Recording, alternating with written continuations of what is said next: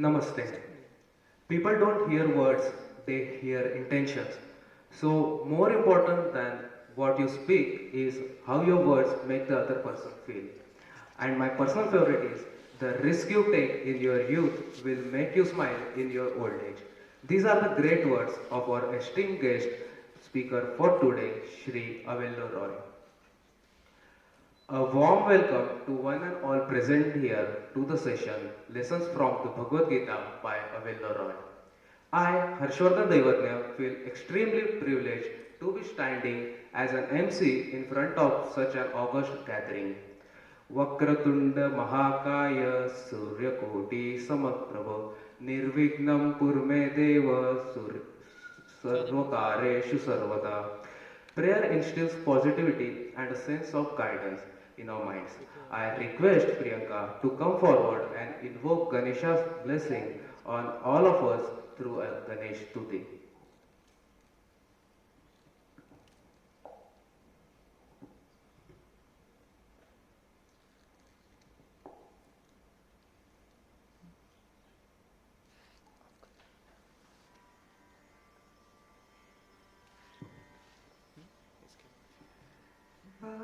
वातापि गणपतिं भजेऽहं वातापि गणपतिं भजेऽहं वातापि गणपतिं भजेऽहं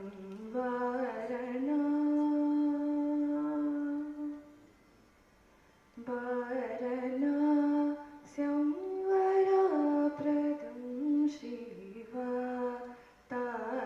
गणपतिं भजेऽहं वारणास्यं वरप्रदं शिवातापि गणपतिं भजे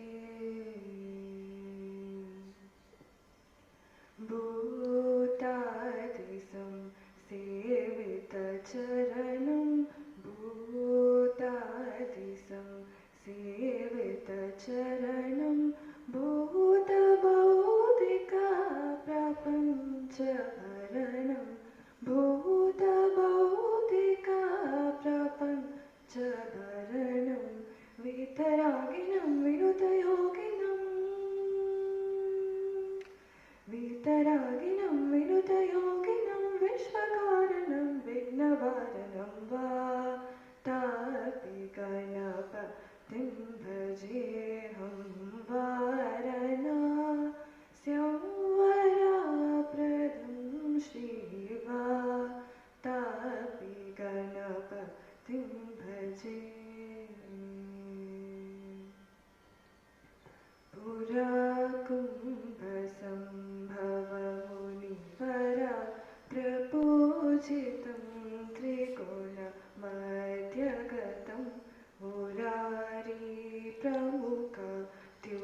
मुरारिप्रमुखत्युपासितं मूलाधाराक्षेत्रा स्थितं पराद् सत्वारि वाकात्मकं प्राणवास्वरूप वाक्रतुण्डम् प्राणवास्वरूप वाक्रतुण्डं निरन्तरं निदलचन्द्रकन्दं निजवामकरविद्रुलीषुतन्दं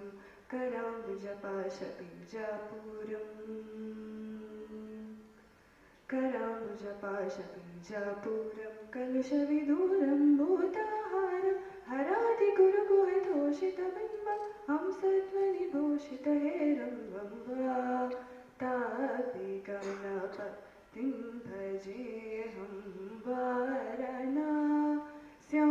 वरप्रदं शिवातापि गणपतिं भजे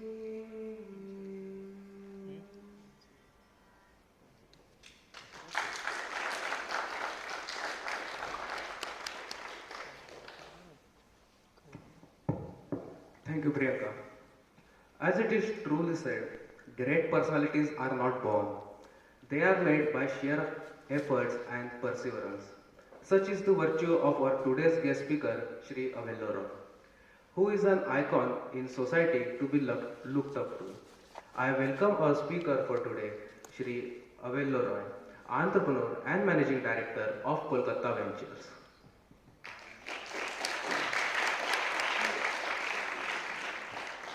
Sir, it is indeed honorable for us to have your gracious presence on this occasion. We are truly inspired by your deeds. I extend a warm and heartily welcome to you.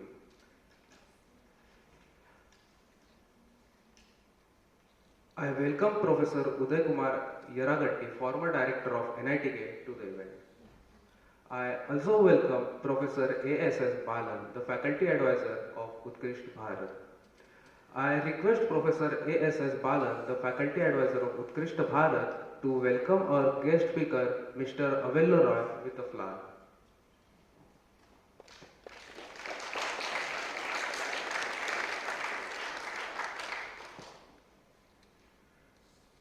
I now request the convener of 𝗗𝗗𝘃𝗃𝗃, 𝗩𝗲𝗃𝗃, to welcome Professor 𝗂𝗂𝗃𝗃𝗃, the faculty advisor of 𝗗𝗗𝘃𝗃.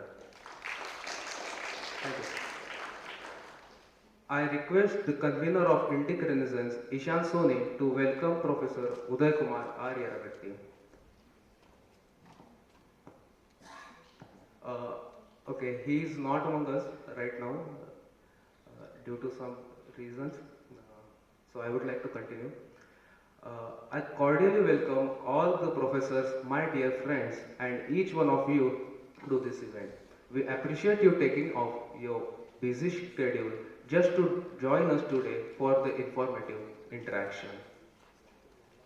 In Bhagavad Gita, Shri Krishna says, and I quote, "From who has conquered the mind is the best of friends. But for the one who has failed to do so, his mind will remain the greatest enemy." I request our speaker, Shri Avelo Roy, accompanied by faculty advisor Professor 𝗂𝗃𝗃𝗃𝗃 and the convener of 𝗗𝗗𝘃𝗃𝗃, 𝗩𝗲𝗃𝗃𝗃, to step forward for the 𝗩𝗲𝗃𝗃 to illuminate the lamp.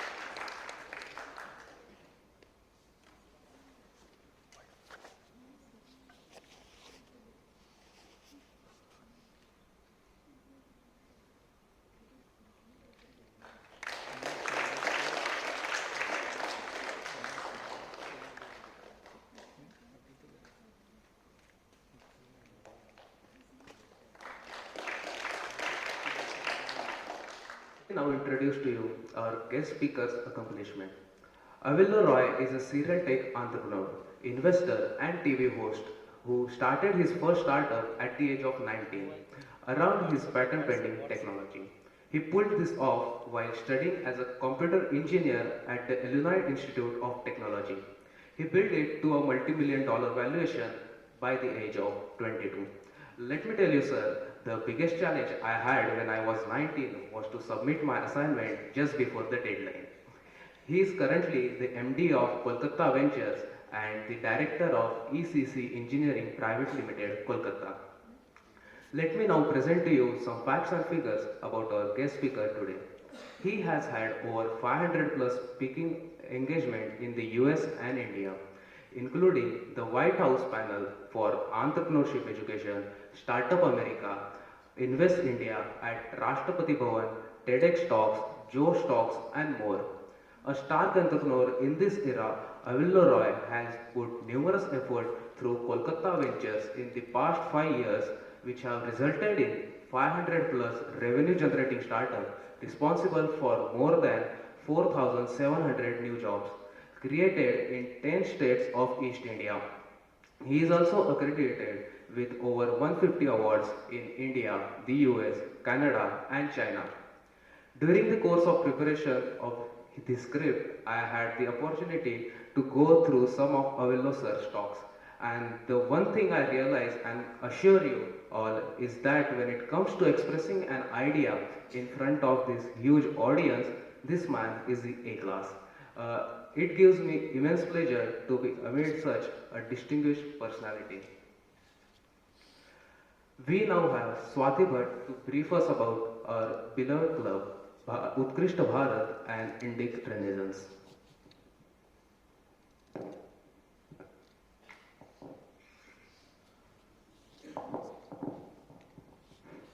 Namaste everyone. 𝗗𝗗𝘁𝗲 is a students club of National Institute of Technology, Karnataka. The club mainly aims to organize events that help in promoting nationalistic thinkings and imbibing good qualities among the students of NITK. It also provides a platform for academic discussions professionally on a topic of scientific, technological, culture and social relevance. It's a team based on the friendship and cooperation, striving to sustain dynamism in every domain of student activity on campus. Collectively, these values must be combined with skills and knowledge to enable every youth to work towards a Bharat of excellence in every field, that is 𝗗𝗗𝘁𝗲. 𝗗𝗗𝘁𝗲, it's starting Bharat first movement called Indic Renaissance.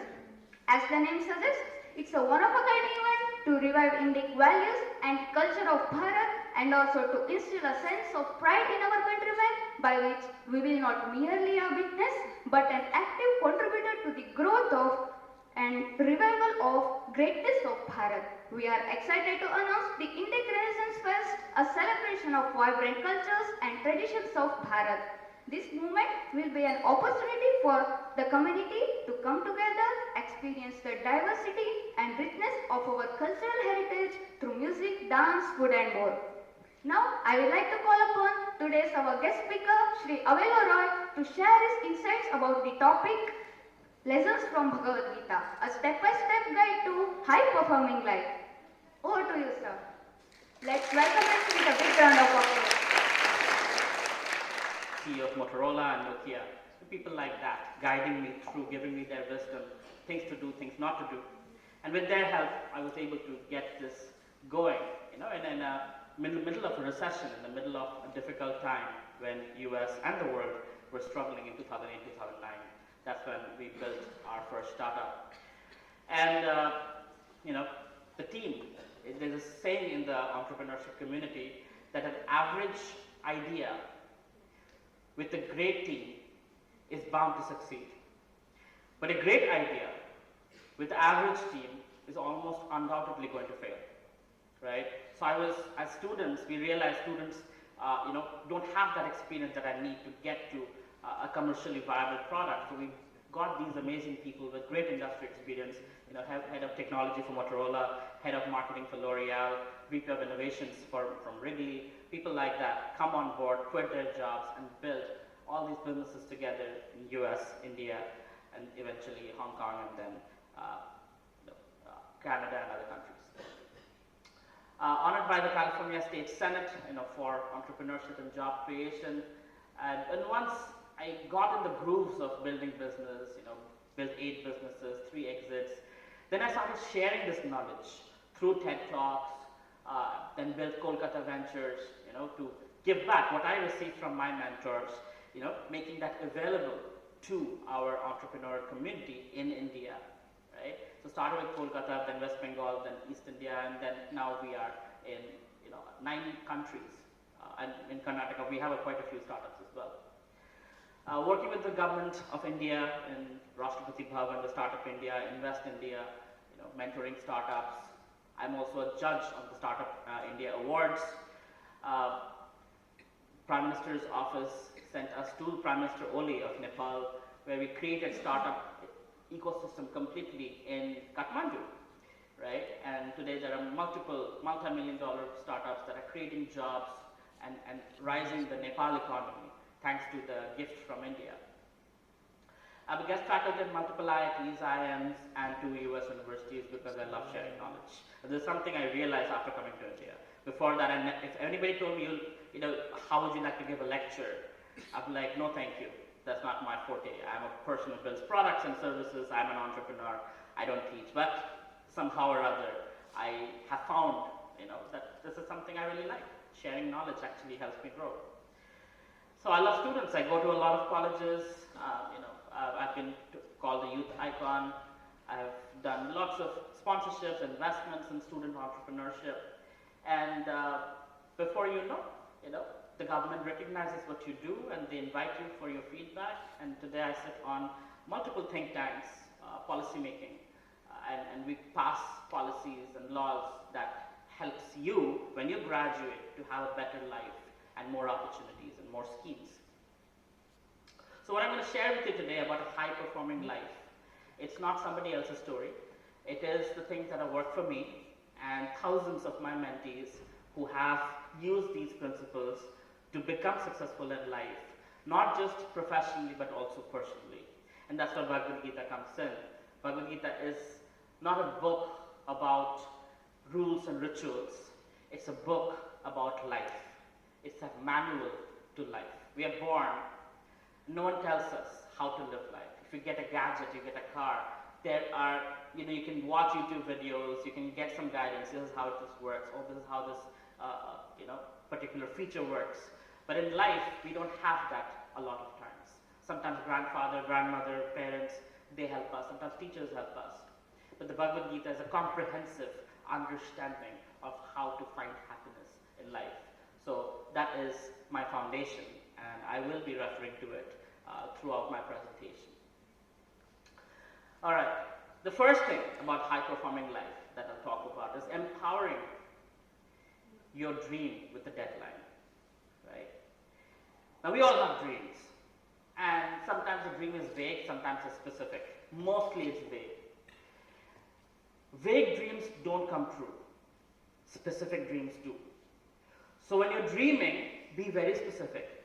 What kind of life you want? To afford that life, what kind of salary you should be having? Earning you should be having. To afford that earning, what kind of education you should be having? Right? So you back calculate and you come down to where you are today, and you can see the path forward. Whether it will take 5 years, whether it will take 10 years for your dream to come true. Right? But it's important that you actually, being engineers, analyze what is it that you want. Build it, break it down into facts and figures, and put a deadline to it. By my 25th birthday, by my 30th birthday, I will reach this dream, this goal, right? That's the first thing about high-performing life, is measure your success.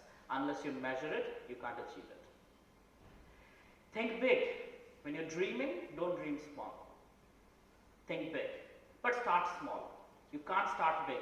You can't build Google in a day, right? You can't build Tesla in a day.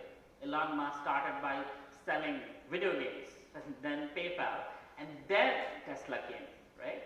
So there is a step-by-step process in life. Have the big dream, but start small with the limited resources, the limited, things that you have in college. With that, what is the best you can do? Then grow slow. You will make mistakes. Don't repeat the mistakes. And then once you have a grasp over what you're doing, some expertise, then grow really, really fast. And that's where you have people like me coming and helping you through the process. Venture capitalists are, we invest in growing startups to help them grow faster. Everybody has 24 hours in a day. Whether it's Jeff Bezos or yourself or me, we all have 24 hours in a day. But how we utilize those 24 hours makes the difference between what we accomplish in a 60, 70-year-old life versus, others.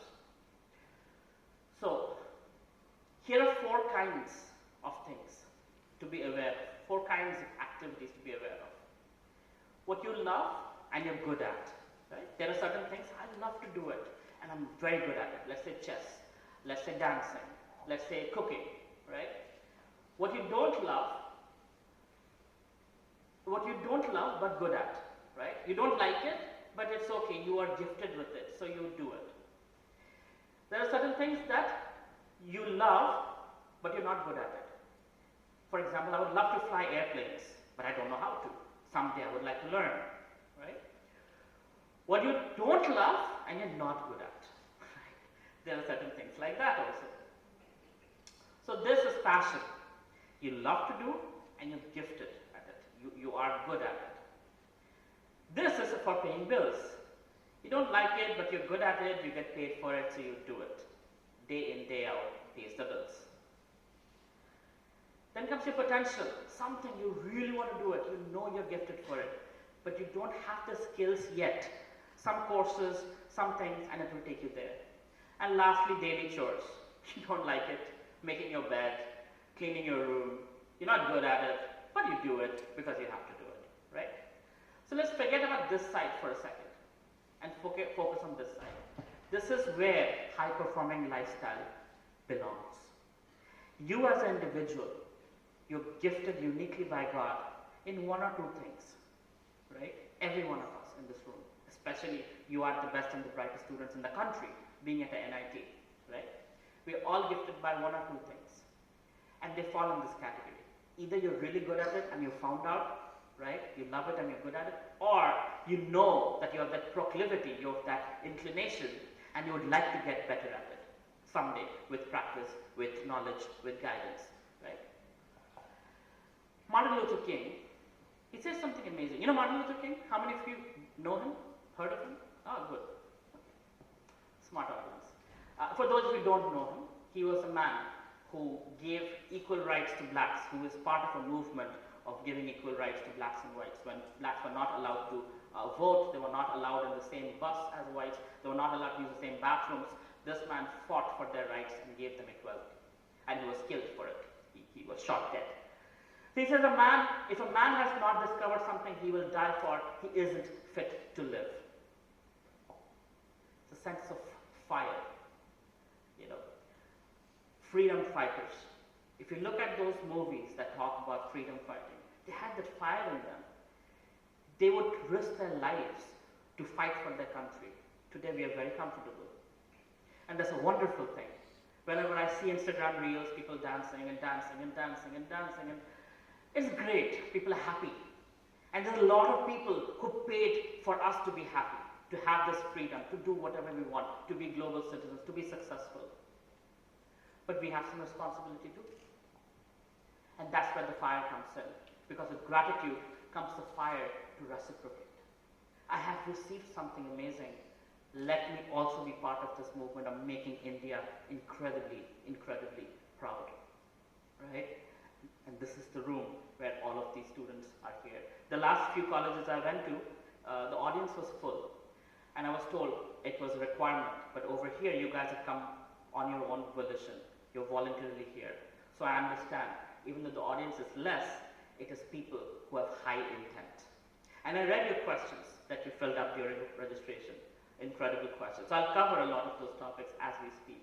If I don't cover it, please do ask at the end. So that fire, activated by passion, right? But empowered by compassion and to serve a larger purpose. Only passion will make you selfish. It will help you push people out of the way just to get your needs. And you might end up achieving a lot in life, but you'll be lonely. People won't like you, right? But compassion for a higher purpose, what are you doing it for? Who are you doing it for? Will allow you to keep the bigger picture in mind. And so you will think about growing together rather than growing alone. When you grow together, everyone benefits, right? All people have the innate necessity, the need to love and be loved. That's how we are designed. You see any Bollywood song, it's about love. You look at Hollywood movies, they're about love. Because that's how we are designed. Dharma. The definition of dharma is the constitutional position of. Dharma of water is to be liquid. Dharma of chili is to be hot. Dharma of the soul, the Atma, is to love and be loved. That's what it is. Right? So, if you understand this basic fact, when you connect with people, understand everybody is looking for love. And love doesn't mean just boy-girl love. Love means respect, gratitude, appreciation, expression of that love through service.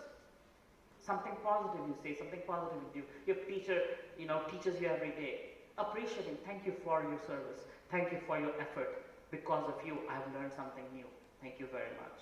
Doesn't cost you any money, but it makes her day. Hearing that, oh, my student acknowledges it. Rather than, you're getting paid, so you're teaching me. I don't care. I'm paying the fees. No. They're doing much more. I'm sure there are professors, you might not like, but there are so many of them who are working day and night to make your lives better, right? So understand this. This applies to each other also, not just professors. How you treat your friends, right?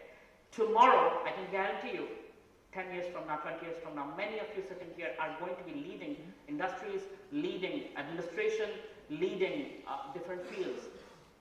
And you will find out, oh, I need this, and so was my batchmate. Let me call this person up. And depending on how you behave with them today, they're either going to pick up your phone or not. Right? They're either going to be helpful to you or not. So it's important how you treat each other. So be kind, if possible. The next lesson about high-performing life is no to maybe to yes. When you're faced with any situation, you will get policy doesn't allow it, law doesn't allow it, not going to happen, won't work out. The difference between common people and the 1% is the 1% ask questions, and the common people like, oh, okay, moving on. The 1% negotiate. They say, why not? Is there a 1% chance that this is possible? If so, tell me how, and I will make that 1% happen. When I was starting my career as an entrepreneur, everything was falling in place. It was difficult, but falling in place. But there was one thing that was impossible, and that was my visa. Being a student visa in the US, moving on to entrepreneur visa, it didn't exist. There's no visa for entrepreneurs. And in the back of my mind, I was always scared, what's going to happen? Are they going to kick me out of the country? What's going to happen? What's going to happen? I talked, so every lawyer in the US, you can have the first consultation for free. So I talked to 5 lawyers, because I didn't want to pay it. I talked to 5 immigration lawyers, and then I figured out a hack. And I got my H-1B visa under my own company, where I own 50% shares, and my co-founder owns 50% shares, right? I hacked the system. I still remember when I went to Calcutta, the immigration office, and they just said, so what does this company do, emotion grouping? So emotion creates and offers devices that support communication between those that are physically separated but emotionally together. Okay, enough, done. Your visa's approved. I'm like, really? Because right before me, there were 2 people from Microsoft that got rejected. They were going to Seattle, they went with tears in their eyes. I'm like, holy shit. I'm a startup, they're not going to approve my visa. But it happened. And I was like, I couldn't even finish what we're all about. And she just, your visa's are approved. Yes. No to maybe to yes. Constantly in your life, you'll be faced with this challenge. Won't happen, nahi hoga, not possible. How can I make it possible? You ask that person yourself. You make them think, and they will tell you. Even when you have employees, you're a boss. Sir, nahi hoga, won't happen. Okay, I'm paying you to make it happen. So come to me with solutions, not problems. That's 1 Minute Manager. It's a book that I learned this from. I applied it. It really works. When people come to you with problems, you just tell them to bring you solutions. So they work hard, not you, right? All right. Whenever you try something new, you try something extraordinary, the first thing that's going to happen is you're going to fail. That's a given. You will fail enough only to see success, right? Like, for example, when you're making cake and you're making the frosting, I don't know if you've seen videos of cake frosting. Initially, it's liquid, milk fat, but then you keep churning it, nothing changes, but eventually it becomes thick, and then you frost the cake with it, right? Same like that. You churn through failures, then you fail less, you succeed more, you fail less, you succeed more, and eventually you are successful. That's how it works. But generally the middle class mentality is, oh, I failed. I'm not built for it. Let's move on to something else. Right? So many people are not successful because they fail enough number of times. They let fear hold them back. Fear of people laughing at you. The fear of being judged. Guess what? They will laugh at you. But they're going to forget after 5 minutes. because they have other problems. You're not the center of this universe. You might think you are. To you, you are. To the rest of the people, you're not the center of the universe. So they're going to laugh at you and they're going to move on. And for that 5 minutes of laughter, it's okay. So what? What if you're able to build something that today people laugh and tomorrow they talk about you? They look, they read about you in the Time magazine, they read about you, they watch your TED Talk, right? How cool is that? I had a friend. That time cell phones had just come out. I was in class 8, I still remember clearly. A friend of mine, he's not a friend, I shouldn't call him a friend. he was taking phone numbers, cell phone numbers of everyone. And he came to me and he said, your number? You'll never do anything in life. No point taking your number. Because I was an introvert. I was a shy kid. I would be the guy sitting in the back, doing my own business. So to him, his judgment was, you'll never end up doing anything in life. Many years later, I come back to India. I was giving a seminar like this. He was sitting in the front row. I could see him. And so many emotions were going through my mind. I was trying not to focus on him. To him, I was so insignificant. He didn't even realize. He went to the same school as me, same class as me. He came up to me, sir, can I get 5 minutes of your appointment? I looked at him and I said, sure, talk to my assistant. And I moved on. He went home and he realized finally. He went on Facebook. He said, are you the Avelo Roy from Calcutta Boys School? I'm like, yeah. He's like, oh, do you remember me? I'm like, of course I remember you. I'm surprised you don't.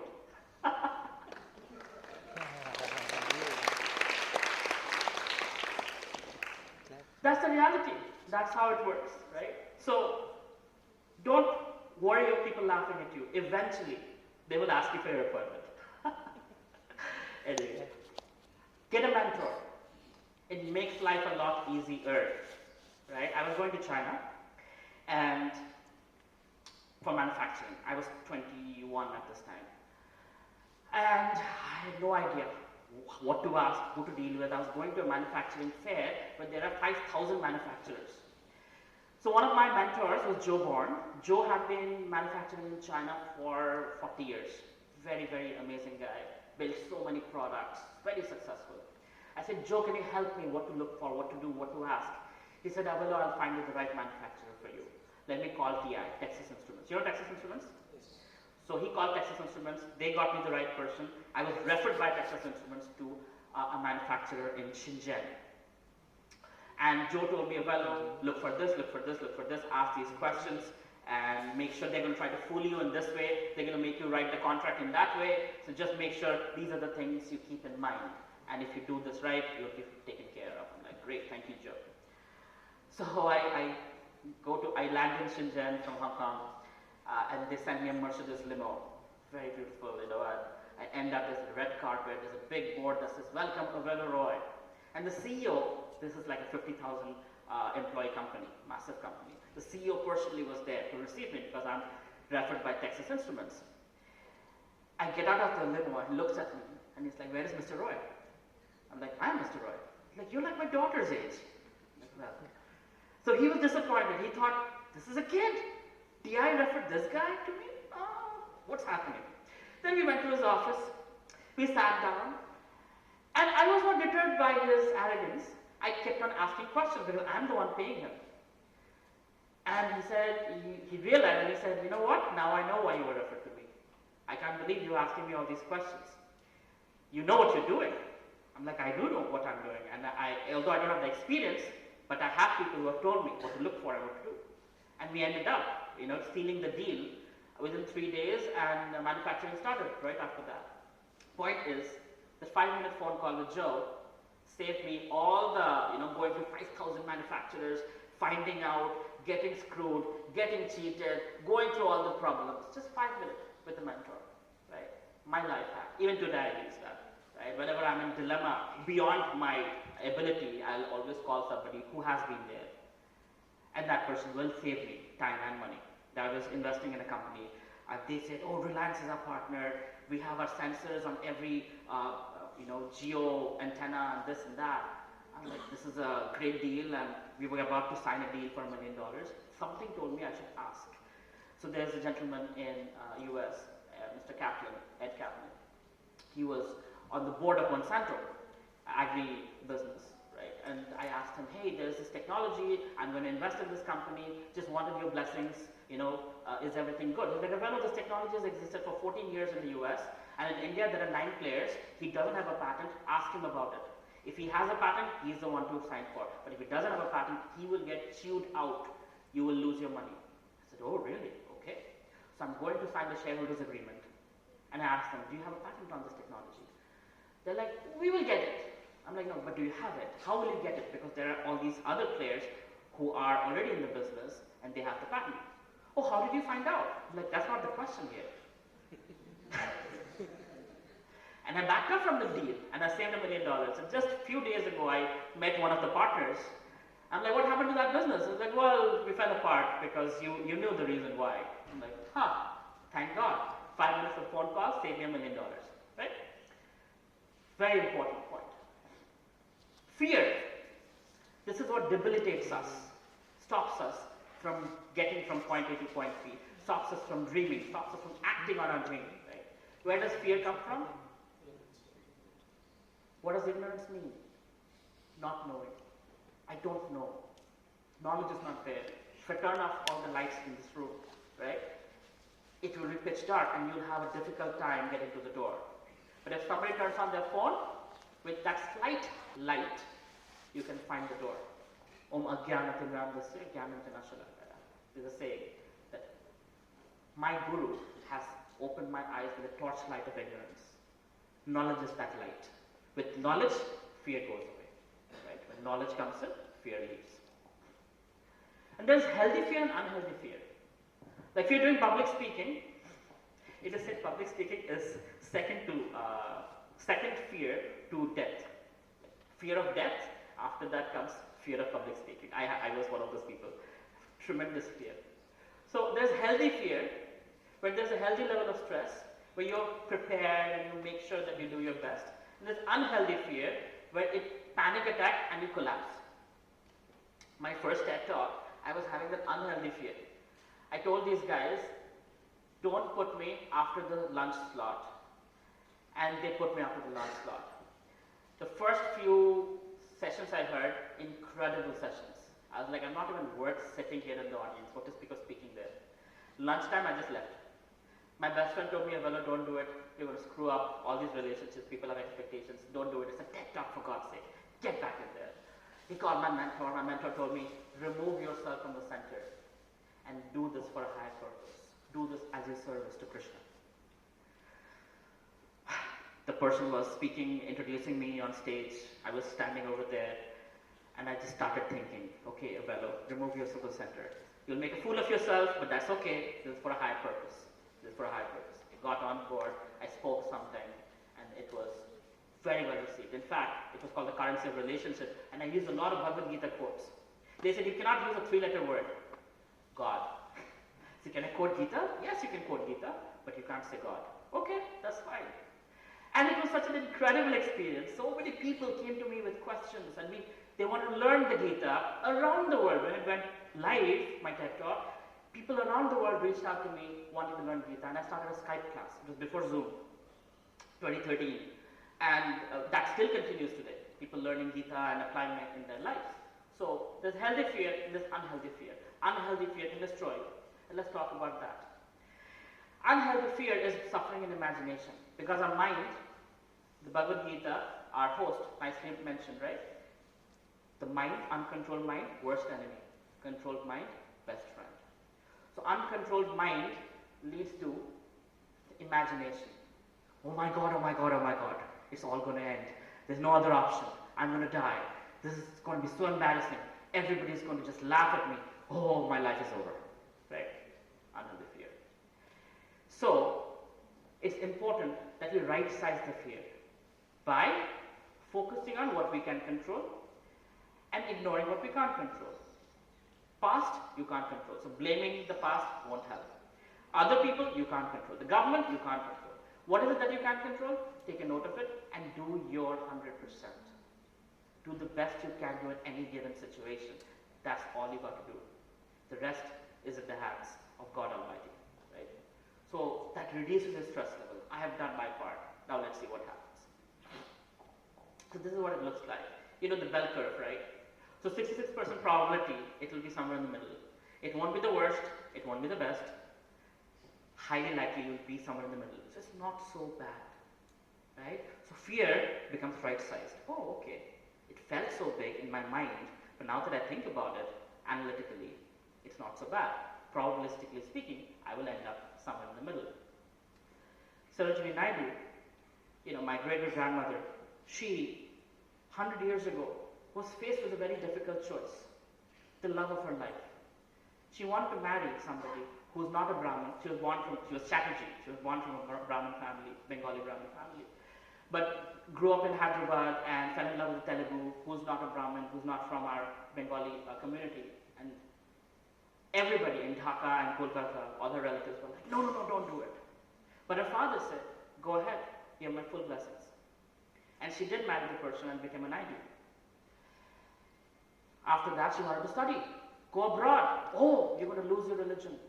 She did it anyway. She came back and she joined politics. Oh, you're a married person. You're going to be with all these men. It's a man's world. Women don't do that. She did it anyway. And today we're talking about her. So fearlessness has a cost. You will be rejected by your immediate family. Till 2015, my grandmother was still alive. We were not supposed to talk about her, being related to her. Only after she passed away, I've been more open about it. So there is that cost to pay. The people closest to you will reject you. But the world will remember you. You will be able to impact lives who you probably don't even meet. That's the beauty of it. When you come out of your comfort zone and do something extraordinary, that is required. And that is your responsibility. Being the best and brightest students of the country. Being at NIT.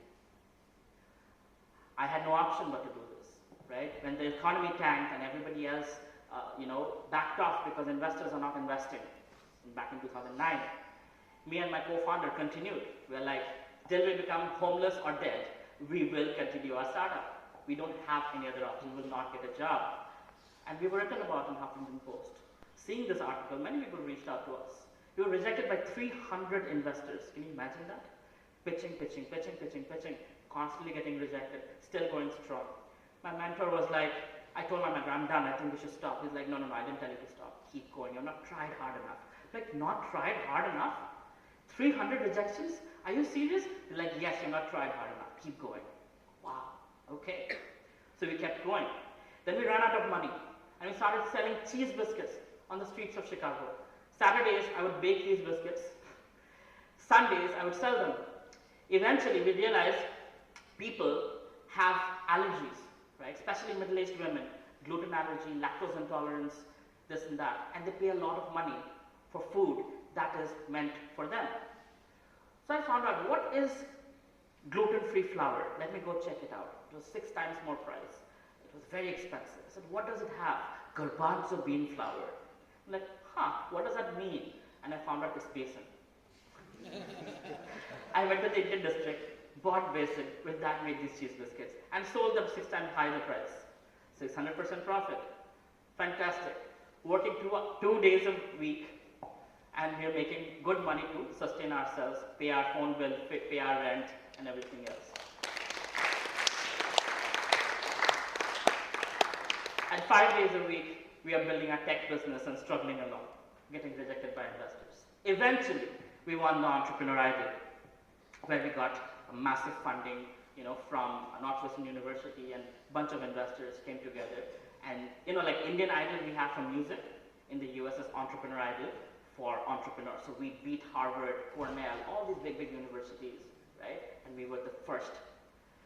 And that money saved us. Now we could go forward, we could make some money. And that money also got us visibility. CNN Money called us, Huffington Post called us, Chicago Tribune called us. We are featured everywhere. Now investors are calling us instead of we going to investors, right? Life changed for the good. And we didn't have to look back after this. So easy choices, hard life. Hard choices, easier life, right? I could have taken the easy choice of quitting the startup and getting a job. I wouldn't be talking to you here today.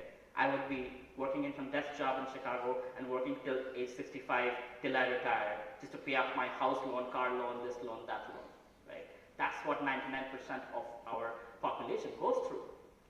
but then you take a little different route, a little fearless route, a little extraordinary route, and you see what happens, right? The possibilities there that your life will change. And if it doesn't happen, at least you have a good story, which gives you a better paying job, a better paying life, right? Because you did something extraordinary. You are different anyway, whether you succeed or not. You get the help when you ask for it. Unless you ask, you don't get it.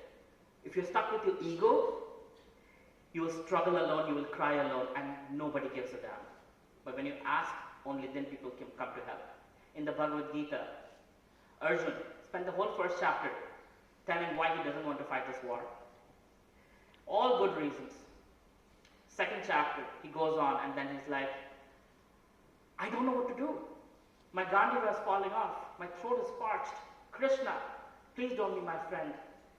Make me your disciple. Become my teacher, my mentor, and tell me what is best for me. Then Krishna starts speaking. So Krishna is like that too. God is like that. Unless you ask, unless you pray, you don't receive. You go in your automated karma mode. Whatever good things you've done, you get good things. Whatever bad things you've done, you get bad things. You're in automated mode.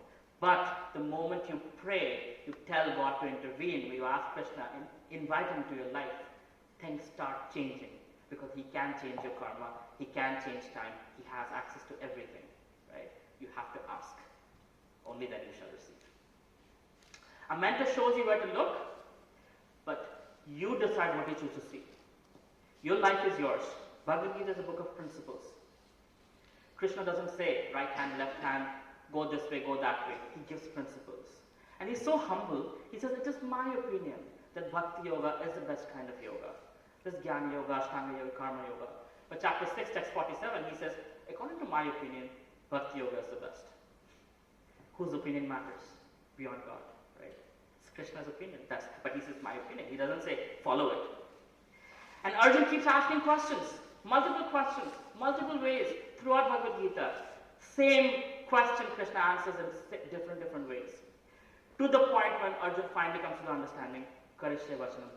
I will do as you say, Krishna. I have understood now. He doesn't force, right? That's the nature of God. That's what Bhagavad Gita is about. And that's what your life is about. No one can tell you what to do. You choose, you understand the principles, you know your weakness, you know your strength, you know your ambition, you know your insecurities, and you decide which path you want to take. The short term or the long term. The short term path is generally easy. It's quick fix and you move on. But you struggle in the long term. The long term path requires struggles. You suffer, people laugh at you, but eventually you win. You make a life for yourself, something that others remember. When you die, there are people who cry. There are people who remember you. There are people who put a garland on your picture, right? That's your legacy. I'll tell you a story about this king and his two ministers. He offered $1 million right now, and then he said 1 cent, doubling every day for the next 30 days. You guys are free to choose whichever one you like. One minister chose the $1 million, the other minister chose the 1 cent, doubling every day. You all know what this means. It's compound interest, right? Eventually, at the very end, you see the results. 30 days of wait and you get $5 million versus $1 million. But then, when you look at 10 days, 20 days, that's when you give up. Most people give up at that time. When you do something amazing, you don't see too much result, and you give up at these stages. But if you keep going, it's mathematics. That's how life works. That's how everything works. You know, have you heard about the gold rush in California back in the days? So there were rivers where gold was flowing, right? And people were rushing to the western side of America to get gold. And there were individuals who were selling shovels and digging materials, right?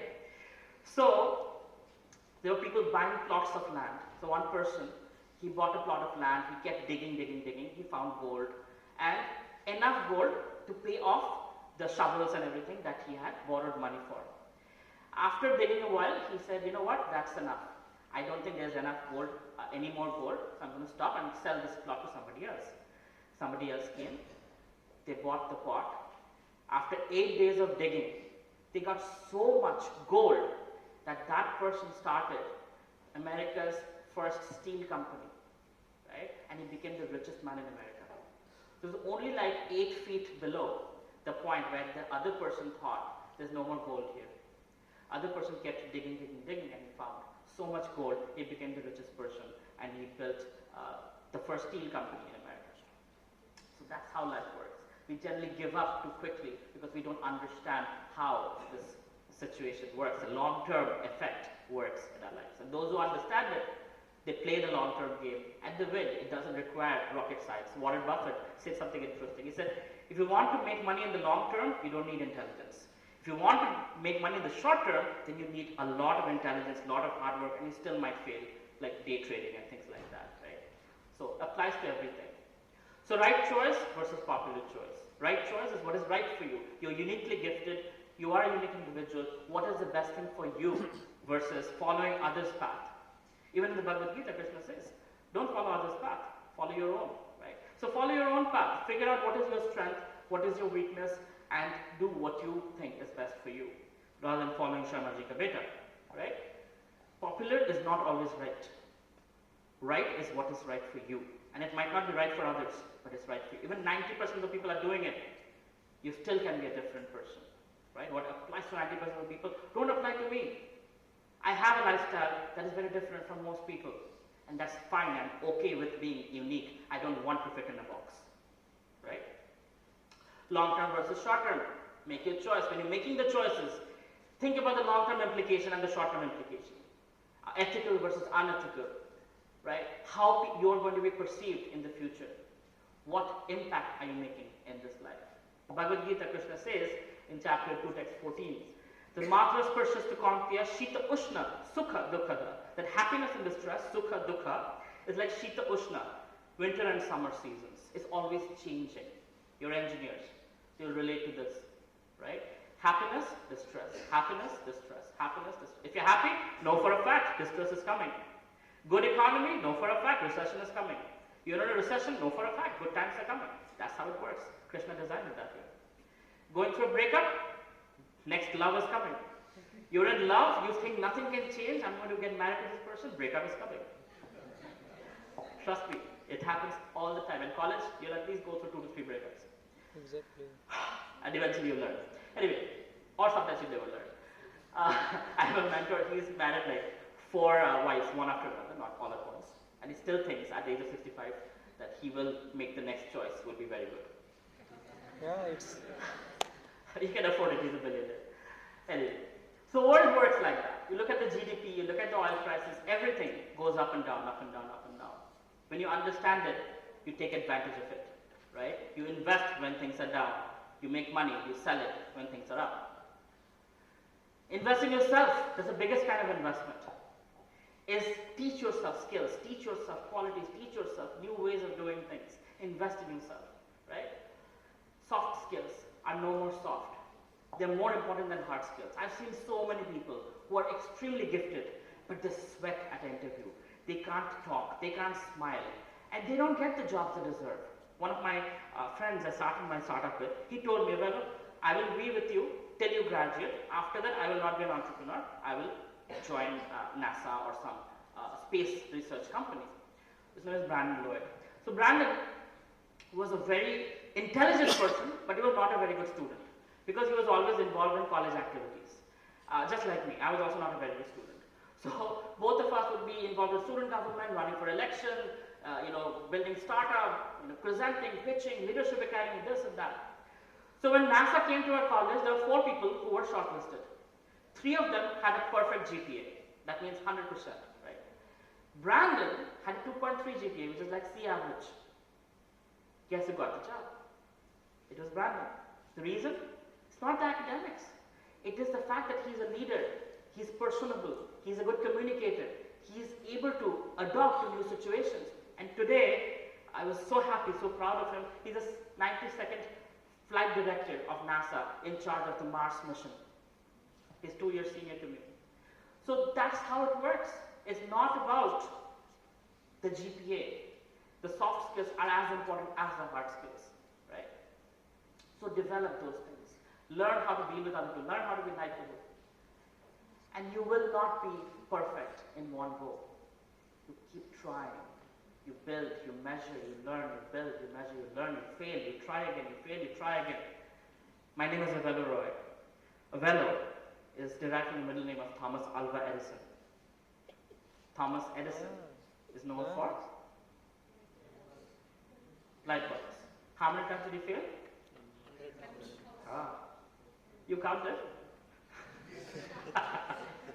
Somebody counted, I guess.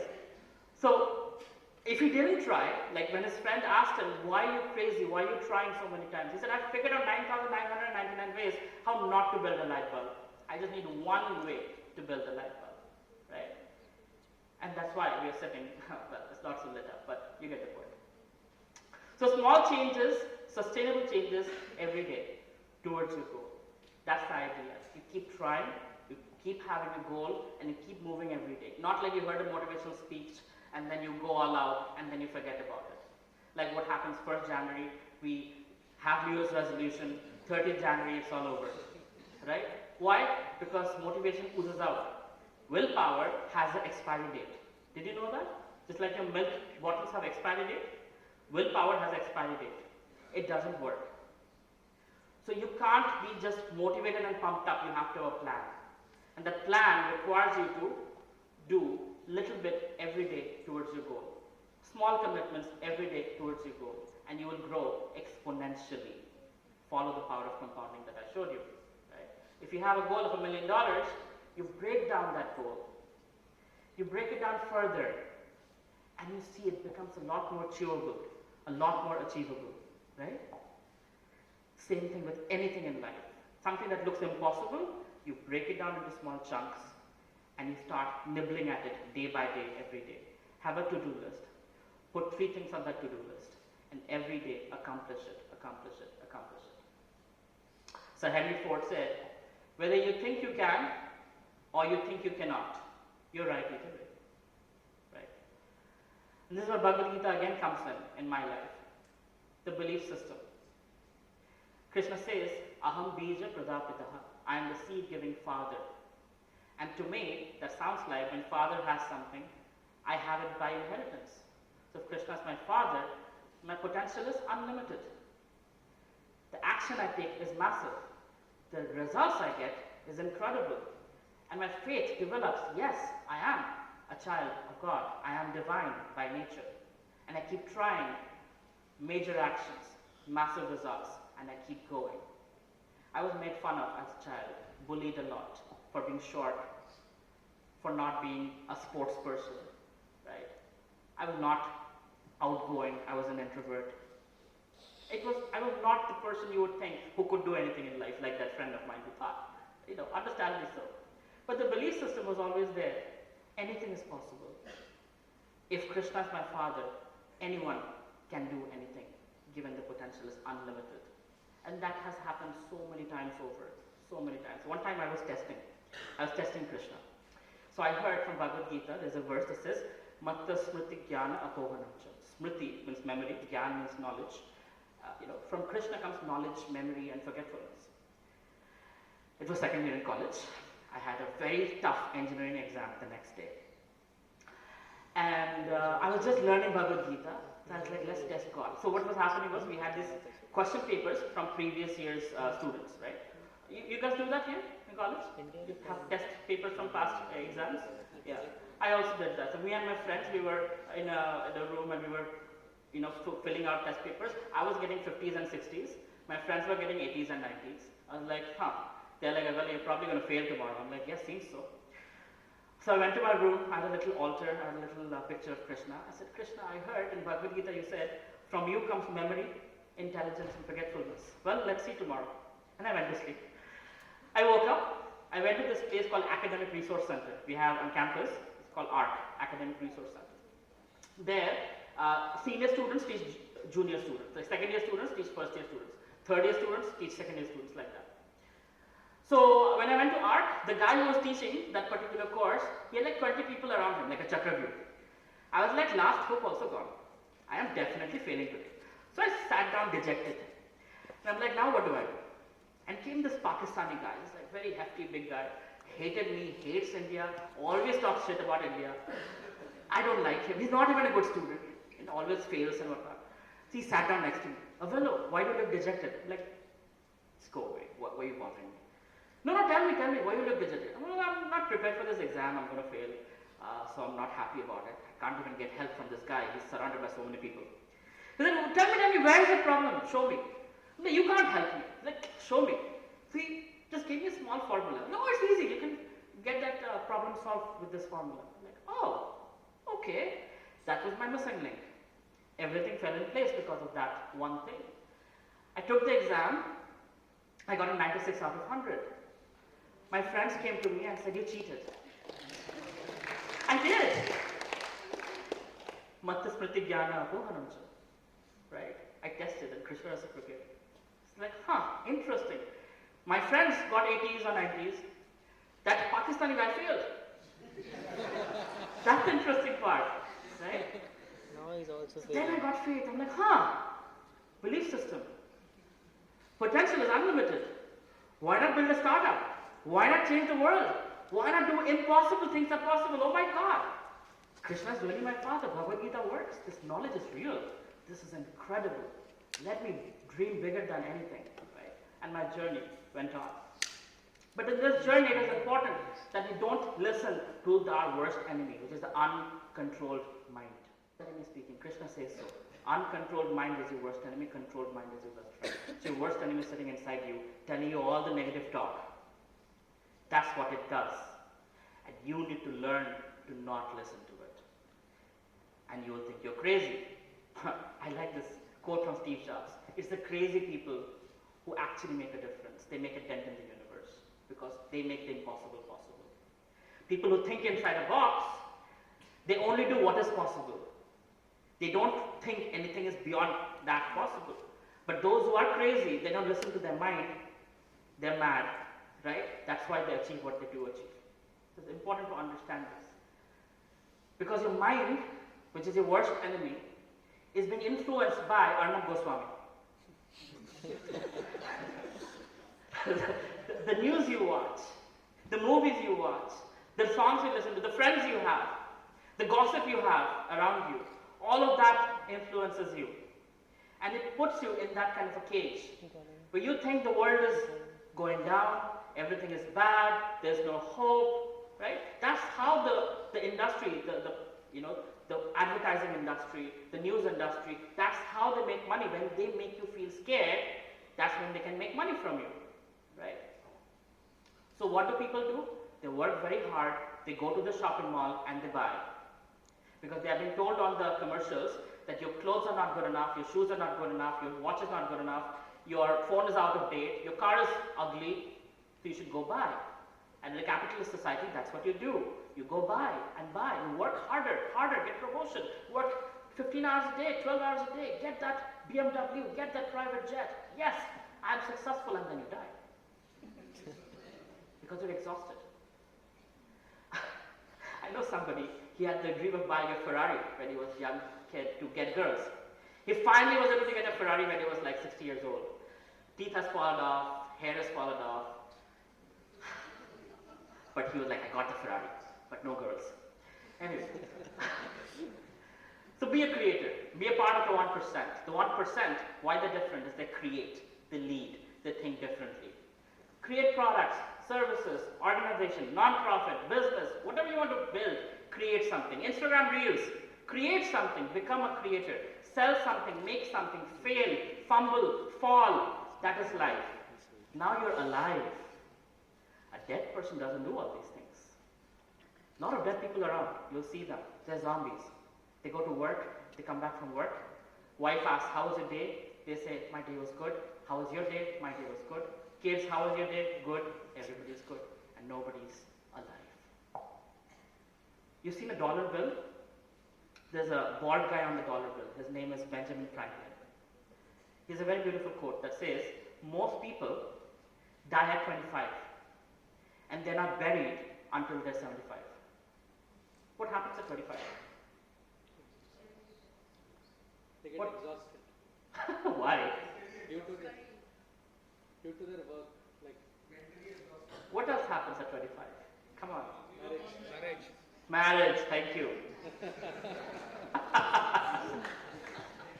That as men especially, we have to fulfill our parents' dreams, our spouses' dreams, our kids' dreams, and our dreams get buried. So we're a zombie, going to work, coming back, working for everybody's dreams. But what about our own? 75, finally you get exhausted and you die, and you bend. It's over. Your dreams never came true. You have only regrets on your deathbed. Right? On the deathbed, when you're dying, it's better to have beautiful memories than regrets. So let's build those memories every day. Remember, when you're doing something, you're wasting time. You're watching cricket, you're making Virat Kohli rich. Be somebody that other people want to watch you. Other people want to follow you. That's a life worth living. That's a life that will be remembered many years after you're gone.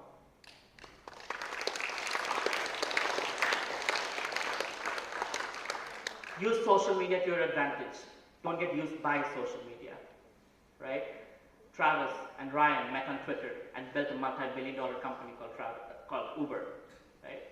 I have personally met so many people on social media and connected and closed deals worth millions.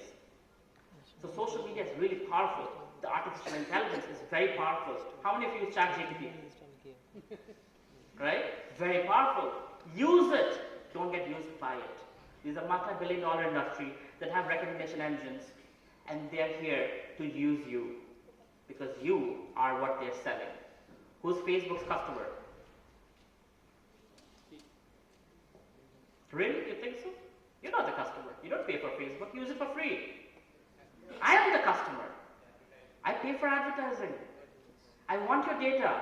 I want to reach to you, so you buy my product and service. I'm paying Facebook to show you my ad, and you pay, and you make me rich.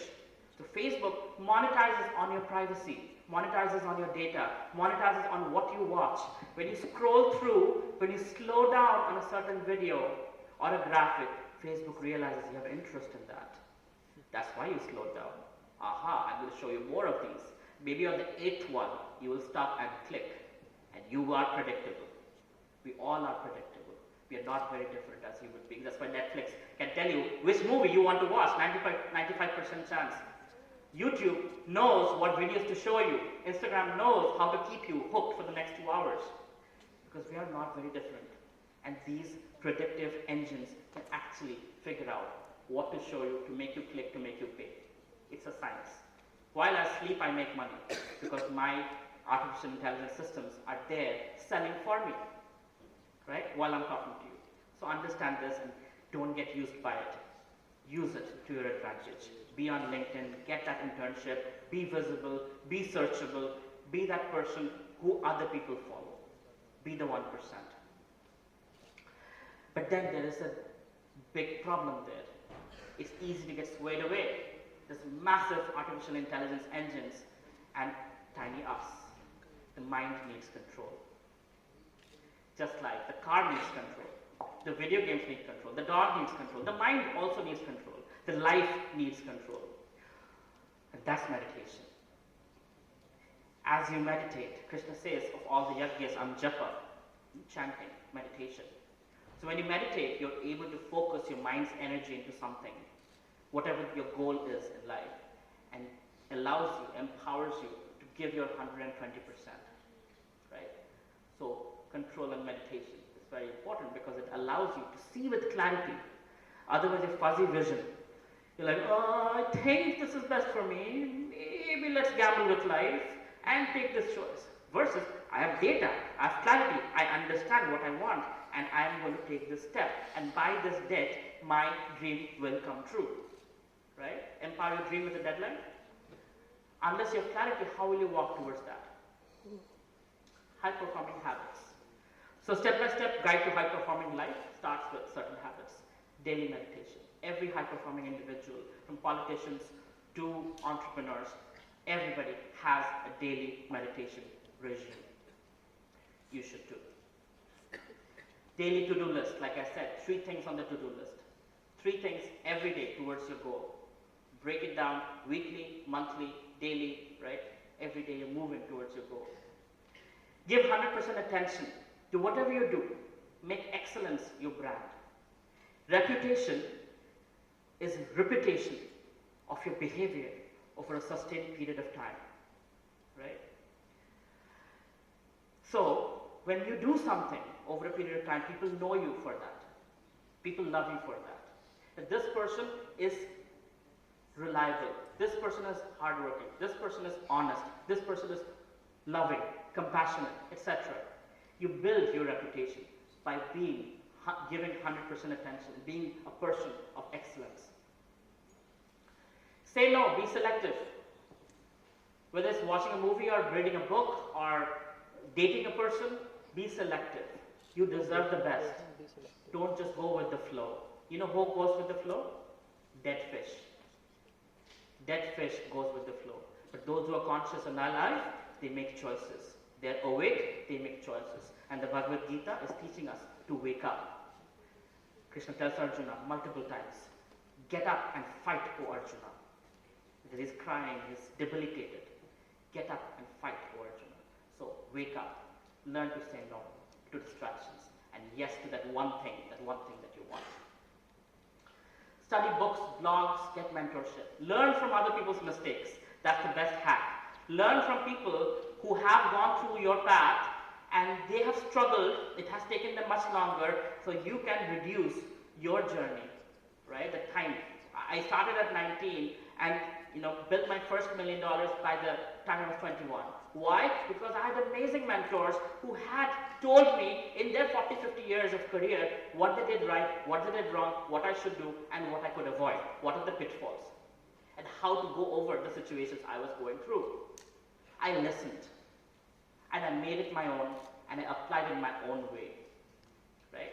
It's important that you learn from other people's mistakes, other people's success, and there's nothing wrong in copying that. No point reinventing the wheel. Stay away from negative people and negative gossip. This is like cancer. You won't see the difference immediately, but it eats you up slowly and gradually. It destroys you from within. They will keep nibbling at your ear. One of my friends, he's much older than me, 20 years older than me. He was very successful as an engineer, worked in many foreign countries, got a massive salary. At the age of 50, he decided to stop doing his corporate job and become an author. He was writing all these books, publishing them, but nobody was buying it. And his wife kept nibbling at his ears and saying, what are you doing? Midlife crisis, just give it all up, go back, get a job, what are you doing? Following your passion, not going to work, it's bad for the family. Always, she would just do that. One day, Abhik and we were on a walk. Although I'm much younger to him, he was looking to me for counsel. And I told him something bad. I said, Abhik, time to grow a spine.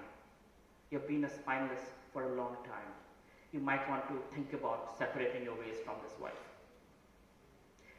Never do that to anyone. I did it. It was a great risk. He didn't say anything. He was silent. Within a week, they separated. Today, Abhik is a celebrated author. His last book was a bestseller, and Sony TV is making a web series on it.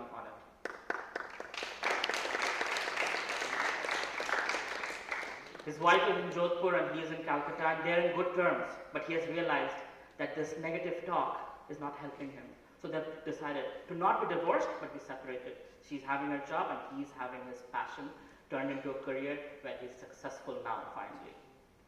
Because he moved away from the negativity, made a bold choice.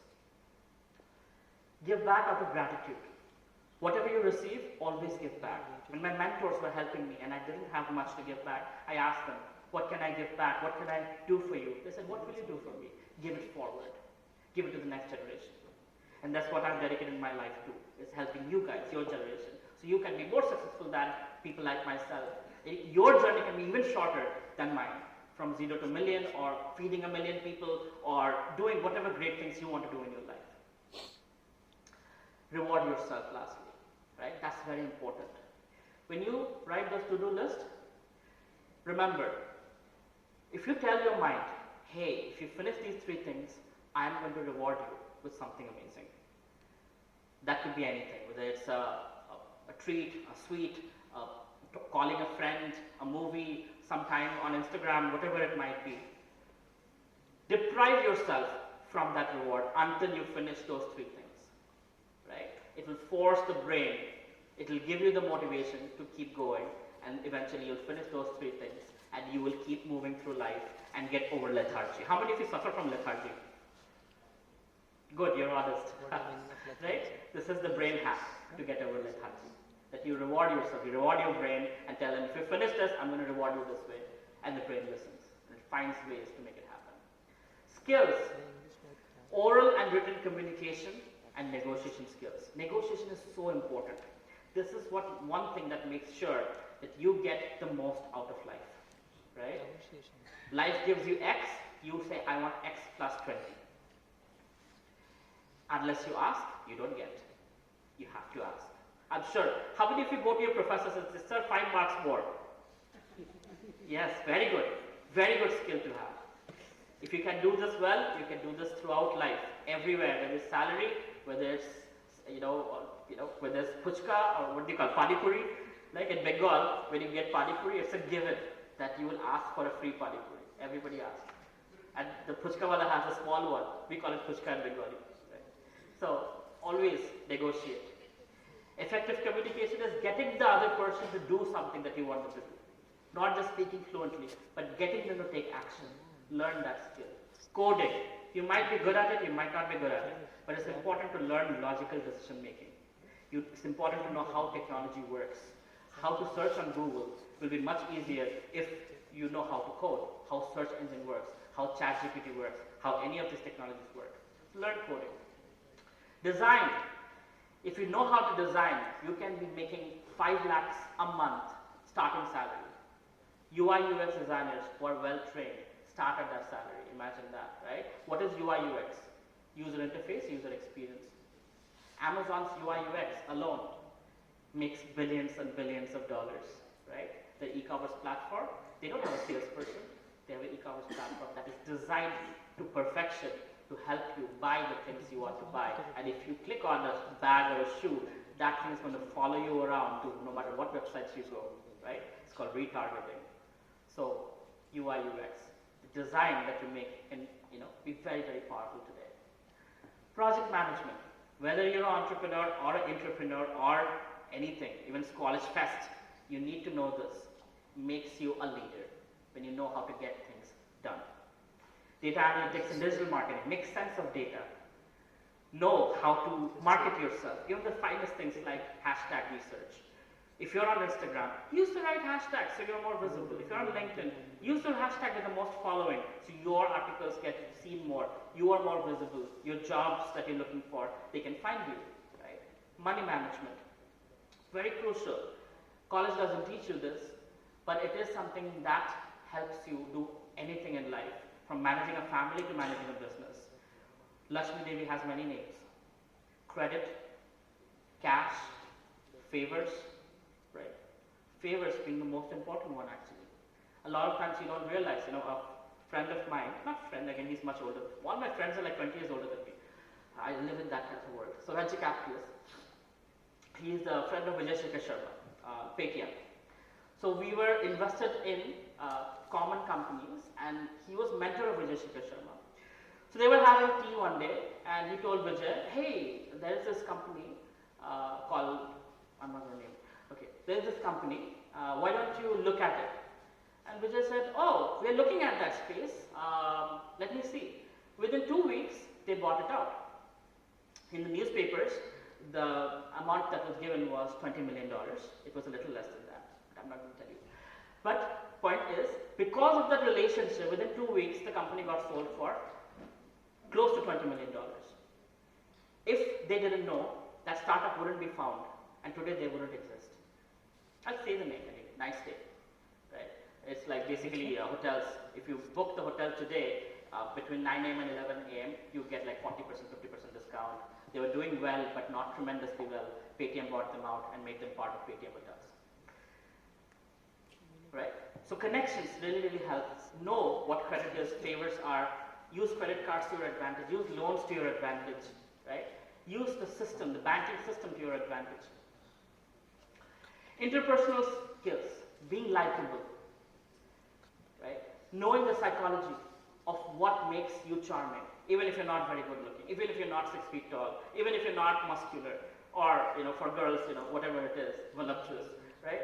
There are ways of building your personality in such a way that people like you for who you are, how you speak, how you treat them, how you smile. A smile can go a long way, right? When you go to a job interview, if you just smile, it calms down the room. The interviewers are like, oh, here is somebody pleasant. Because they are as much looking forward to you as you are looking forward to them, right? Languages. The more you know, the better it is. And lastly, be visible on search engines, on social media, on LinkedIn. Be searchable. Be visible. Jo dikhta hai, wo bikhta hai, right? All right. Again, you'll struggle, you'll fail, you'll learn from it, you'll get better at it, and you'll keep going. That's how life works. You fail fast, you succeed faster. Small changes every day. And I'll end with this. Do it now, no excuses. Whenever you have an idea, whenever you have a great calling, within 3 seconds, act on it. That's a brain hack again. If you think more than 3 seconds, the brain will tell you all the reasons why not to do it. It's the evolutionary brain telling you, protecting you from danger, right? But if you act immediately on it, you will see that you're able to get started. It could be a Google search. It could be a YouTube search, but you started acting on it. It could be a trademark or patent search, but you started acting on it, right? So do it now, no excuses. Make it a habit to win. Every day, 3 things on your to-do list. Every single day. Make it a habit. In 21 days, if you repeat anything, it becomes a habit, right? Do it and you will see, you will excel. Power your dream with deadlines. Don't think someday it will happen. Someday never happens. And be specific in what you dream about. My name is Avelo Roy. I'm very easy to be found. You can find me on Instagram or YouTube. There are hundreds of videos I've made. So in case I die tomorrow, my knowledge doesn't die with me. It is there as a gift for all of you. So please don't die tomorrow. Thank you very much.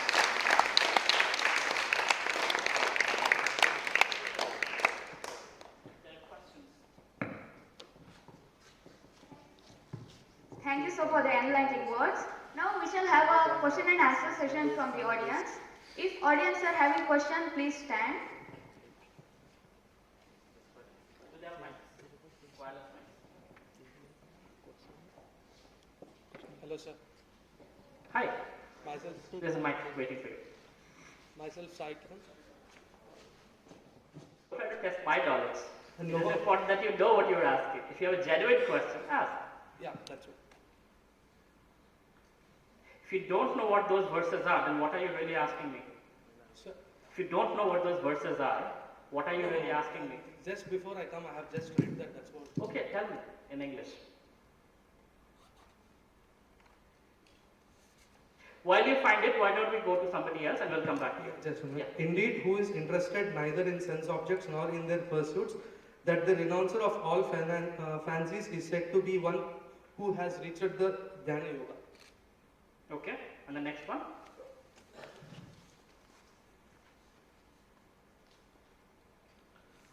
One should uplift oneself by oneself, one should not lower oneself, for the self alone is the friend of oneself, the self alone is the enemy of oneself. Those are not right translations. These are 𝗗𝗄𝗲 again. So read the right translation. So it's important that when you read a Bhagavad Gita, you should see it that it comes in authority, in 𝗗𝗄𝘁𝗲𝗺𝗺. Right? If it's not coming in 𝗗𝗄𝘁𝗵𝗺, it will give you all these convoluted things that doesn't make sense. And if you ask me something, honestly, I don't know the Bhagavad Gita end to end. Yeah. I don't know every verse. Yeah. So if you're telling me this, I also don't understand what he's saying. Yeah. So you go read Bhagavad Gita as it is, vedabase.io, read those verses, the purport is given, read that. If you don't understand me, ask me. Okay? Thank Do you. it right now. vedabase.io. VEDABASE. Okay. Next.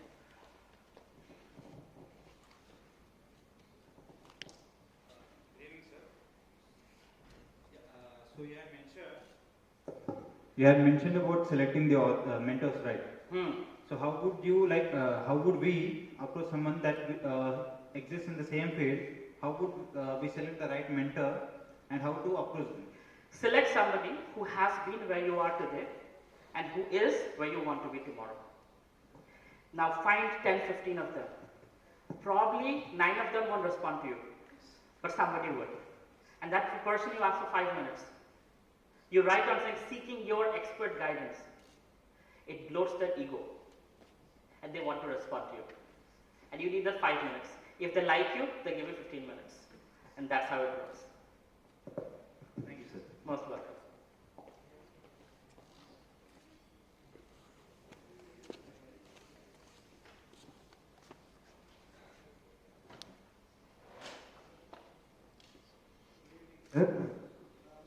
Yes. Do you know who it is? I'm not able to hear you.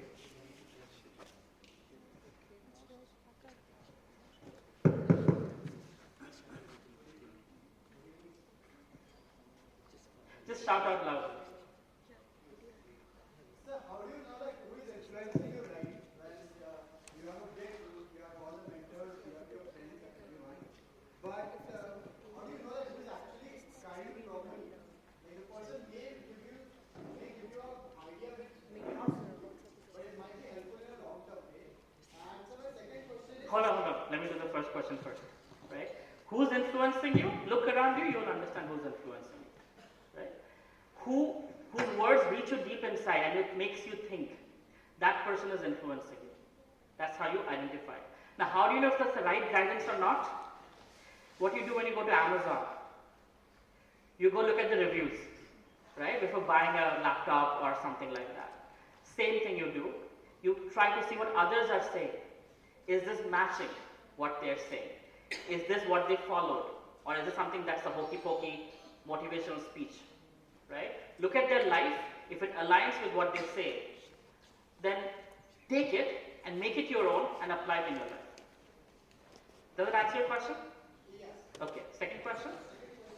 You mentioned that we need to stay away from negative people and negativity, but don't you think that it will just make us ignore our mistakes as well? Criticism is different. Negativity is different. If I criticize you lovingly, that hey, you're going in this wrong direction, fix it. It is, I want to see you grow. But if I keep nibbling at you, you won't be able to do it. You're such a loser. Look at you. Why are you even trying? You're bad at everything. That's negativity. It's not helping you. It's not pushing. The intention is not in the right direction. Do you understand the difference? Critical appreciation versus negative talk. Sure. Yeah.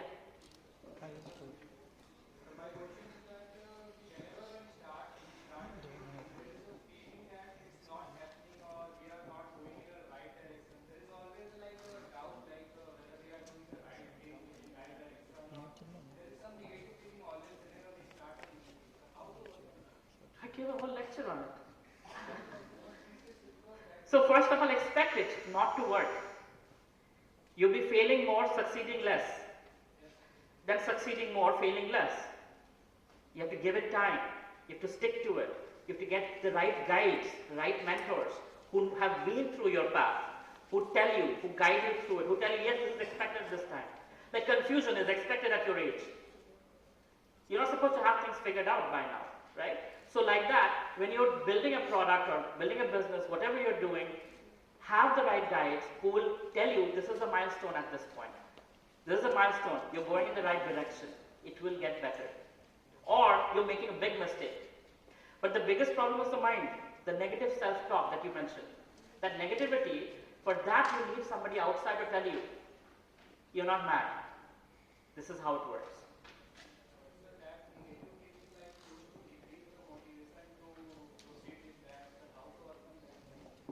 The negative what? Can you give him a mic, please?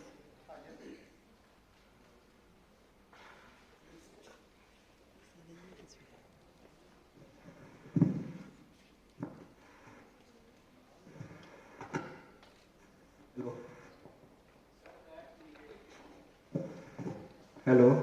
Yeah. Used to decrease the motivation. Come that.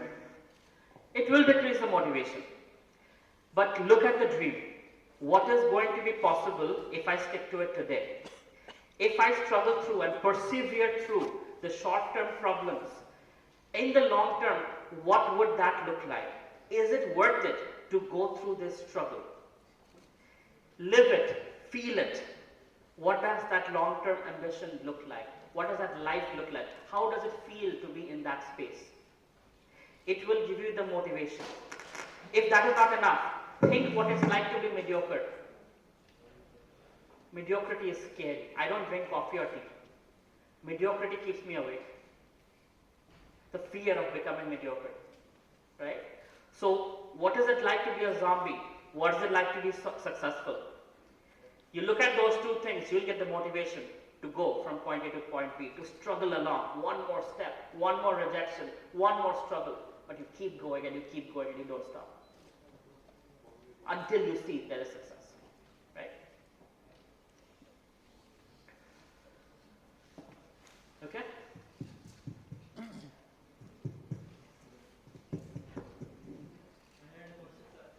Yeah. When I The mic close to your mouth, yeah. I tried reading Bhagavad Gita many times, but I am not able to finish it. Okay. I read some slokas, but then the consistency goes away. You'll read some slokas and then what? Then consistency goes away. Consistency goes away. Okay. Well, one way of doing it is align with something you do on a weekly basis. For example, on a daily basis. You eat every day. You sleep every day. So connect it to one of those things. Like before eating, I'll read a verse. Or before going to bed, I will read a verse. You do that for 21 days, it becomes a habit. Right? So when you connect with something that you're consistent with, you're able to more effectively form that habit. And you do that on a regular basis, it becomes part of your nature. Does that help?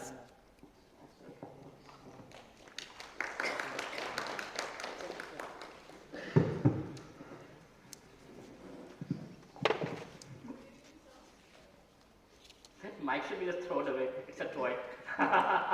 No, ask me a little loudly.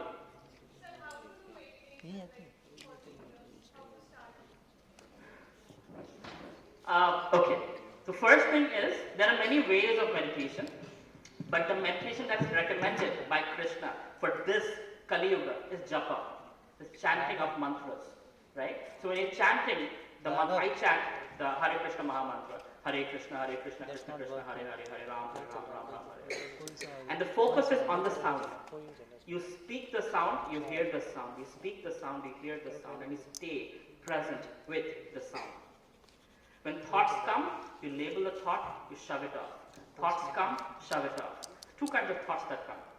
Krishna says, na shochati, na kanshati. Lamentation and hankering. Past and future. Be in the present.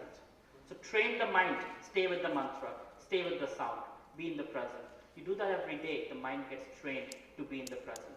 And you can focus 100% on whatever you want to do. Right? That's my way of how I meditate every day. I do it for 2 hours. But you don't have to start with 2 hours. You can start with 10 minutes.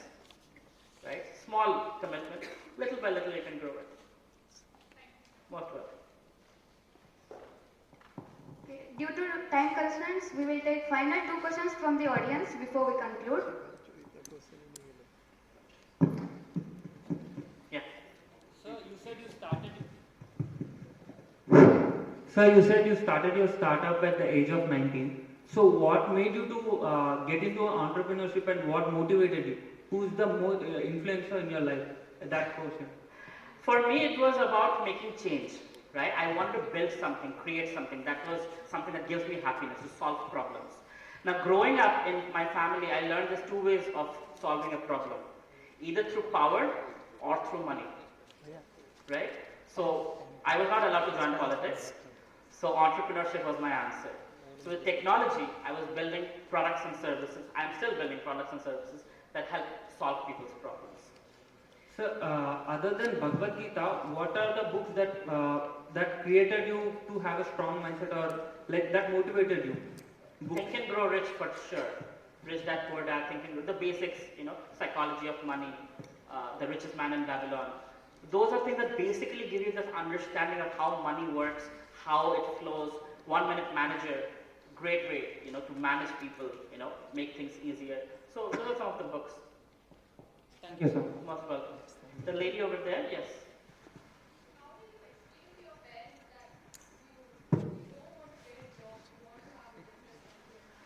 Being a Bengali, it's a very, very hard thing to do. My mother was like, why don't you do this business on the side and you get a job?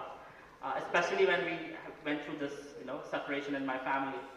It was hard, and I told my mother, I did the engineering degree to make you happy. Now I am going to live my dream. I was the bad son. For 5 years, I was the bad son. You're selfish. You only think about your own dream. I had to hear all of those things. Today, she has a much more comfortable life. She's much more happier. She's proud of me. When she sees all these awards, she sees me in the newspaper, sees me on TV, she feels proud, right? So it is a part of that extraordinary life where your family will reject you temporarily. Eventually, they'll be proud of you. They reject you not because they hate you. They love you. They want you to be safe. They don't understand the way you're thinking. It is only expected of them. So don't judge them for it. Just pursue your dream. And if, now that I know this, you can tell your parents, you know what? If you give me 2 years and I pursue this path and I become successful, I can keep you happier, more comfortable in your old age. So allow me this time period to live my dream. All the best. Thank you very much. Thank you for all the questions and of course for your amazing responses, sir. Gratitude is the greatest of all virtues. I request Dr. 𝗂𝗗𝗲𝗃 give a memento to our guest speaker, Sri Avelo Roy, as a token of our appreciation.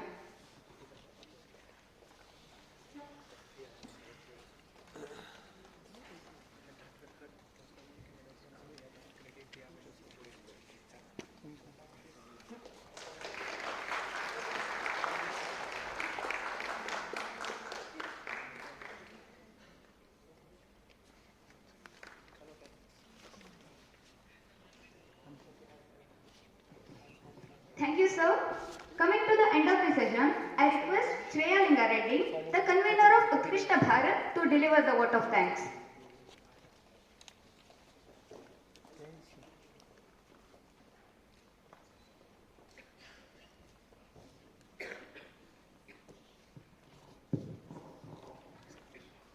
My pranam to everyone.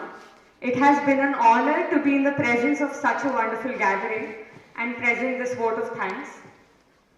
On behalf of the team of 𝗗𝗗𝘁𝗲𝗃, I would like to thank our esteemed guest speaker, Sri Avelo Roy, for gracing this occasion with his words.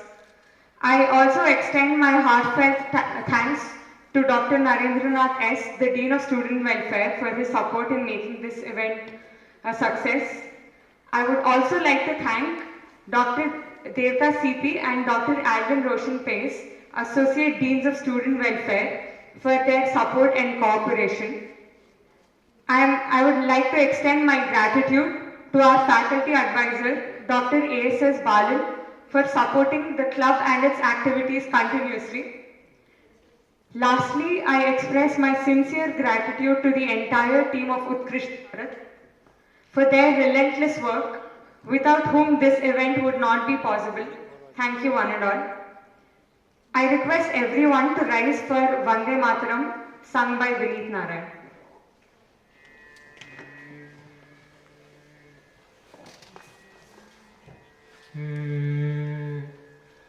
Vande Mataram, Vande Mataram, Sujalam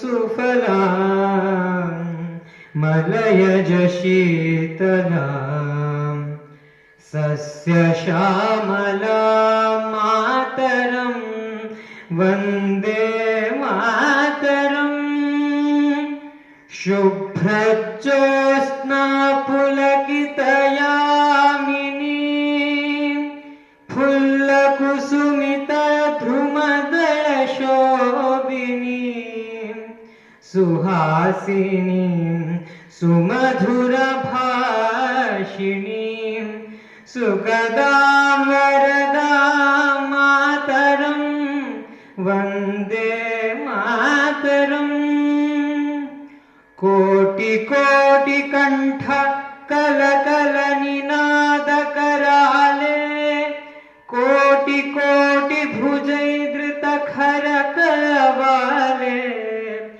अबला है तुम्हारे तु बले, बहुबल धरिणी नमामि तरिणीं रिपुदल वरिणी मातरं वन्दे मातरम्। तुमि वेद्या तुमि धर्मा, तुमि हृदय तुमि महिमा, तुम ही प्राणा शरीरे, बाहुते तुमि मां शक्ति, हृदये तुमि मां भक्ति। तुमरो ही प्रतिमा गढ़ी मंदिरे मंदिरे, वंदे मातरम। तुम ही दुर्गा दश प्रहरण धारिणी, कमला कमल दल विहारिणी, वाणी विद्या दायिनी।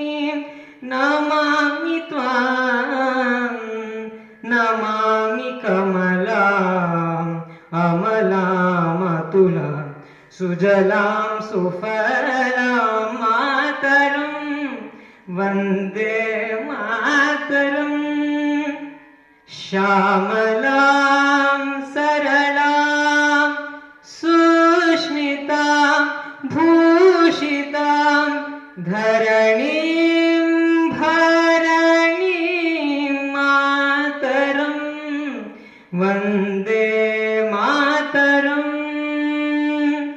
वन्दे मातरं, वन्दे मातरम्।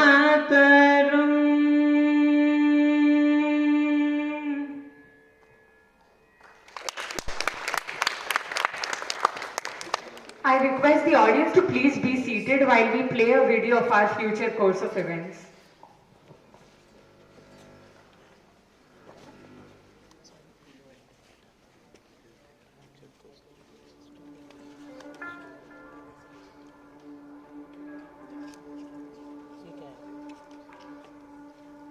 ये चारों चीज़ें